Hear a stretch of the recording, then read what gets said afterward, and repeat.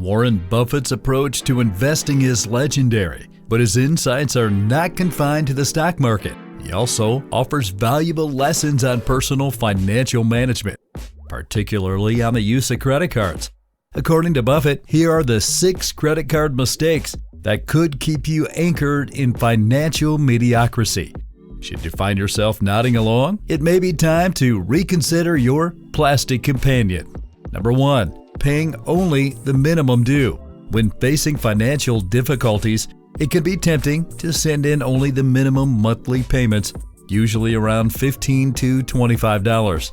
However, this is not a wise decision because credit card companies charge high interest rates that will cause your bill to grow monthly. Instead, setting the highest possible payment is essential, even if it means reducing spending in other areas. You may need to cut back on extras like the latest smartphone or fashion trends, but it's worth it if you can pay off your debt sooner. This will help you sleep better at night, knowing you'll soon be debt-free. One of Buffett's core principles is understanding compound interest. While this works wonders for investments, it's a trap for credit card debt. Paying only the minimum due causes your debt to balloon over time, keeping you in a cycle of repayment that can be difficult to escape. It may not feel like saving money when you increase credit card payments, but you are. Depending on the interest rate, you'll save an average of 10% to 29% per year in interest on any balance you pay off. For example, if you pay off an extra $1,000 this year, you'll come out $100 to $290 ahead depending on the rate. Number 2, using a credit card for everyday items. Another trap people often fall into is using their credit cards for regular everyday purchases. Unless you follow a monthly budget and can quickly pay off your credit card balance in full each month, charging non-discretionary expenses on a credit card can be dangerous. You'll take a significant step in controlling spending by keeping everyday purchases like groceries and utility bills off your credit card balance. There's no reason to incur interest charges on necessary items you should buy directly with monthly income with cash, check, or debit card. Maintaining an image can also be an expensive endeavor, especially if you're using credit to fund a lifestyle beyond your means. Buffett encourages living below your means to grow your wealth, not your debt. Number 3, chasing credit card rewards. While credit card rewards can be enticing, Buffett cautions against overspending just to earn points or miles. Such behavior can lead to spending on unnecessary items, overshadowing any benefits gained from rewards. Credit card rewards are usually worth far less than the extra interest you'll incur if you can't pay off the money you spend to earn those bonuses. You may receive 1 point for each dollar you spend, but you'll need to redeem 5,000 points to get a $50 discount on a plane ticket. Since the interest charged on outstanding account balances often exceed the typical 2% bonus, it may not be a worthwhile trade-off. You should also avoid signing up for multiple credit cards, regardless of bonuses. If you already know you don't manage credit cards well, don't add temptation in the form of additional cards. It's also easier to miss a payment deadline when you have more cards than you can manage. Late fees or interest payments can quickly obliterate those sign-up gifts or rewards. You can use your cards more frequently once your debt is paid off and know how to avoid new debt. As long as you pay your balance in full and on time each month, using credit cards instead of carrying cash, or taking advantage of rewards like cash back or frequent flyer miles is fine. Just make sure those purchases fit within your monthly budget.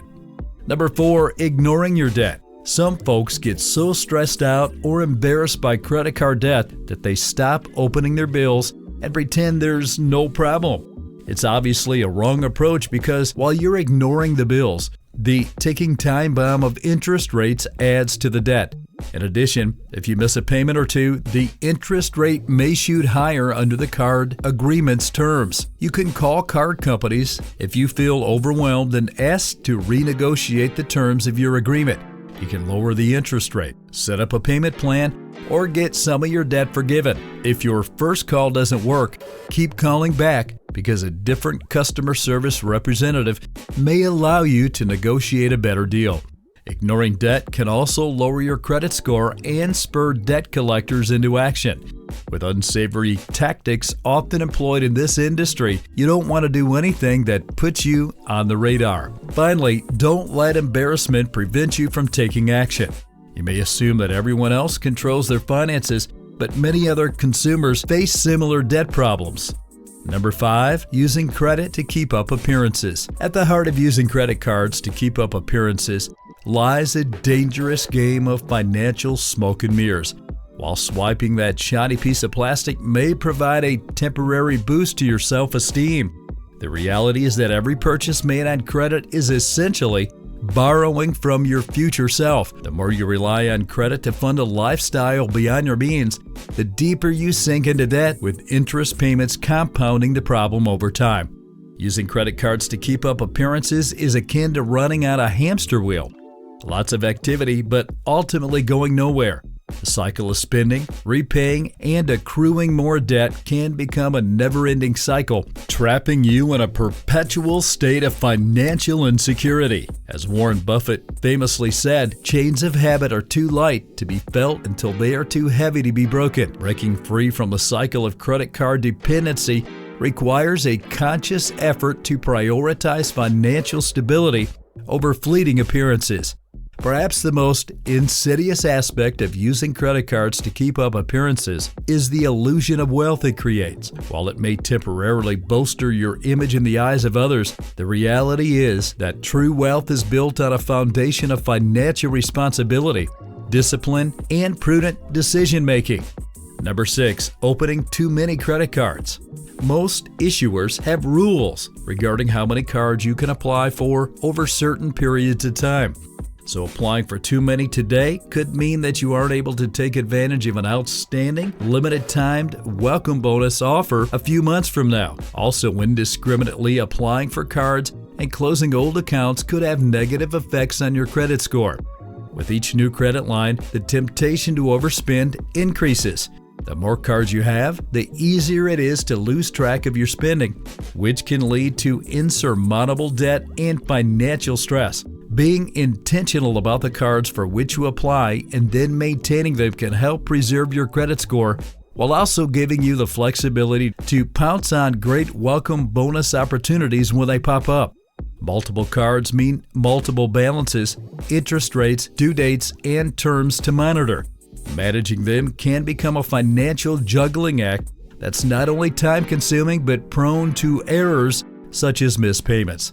So, while canceling your card may not be necessary, approaching credit with caution and prudence is undoubtedly a wise choice in Buffett's book. Make sure to let us know your thoughts, and don't forget to like today's video. We'll see you in the next video. Thanks for watching.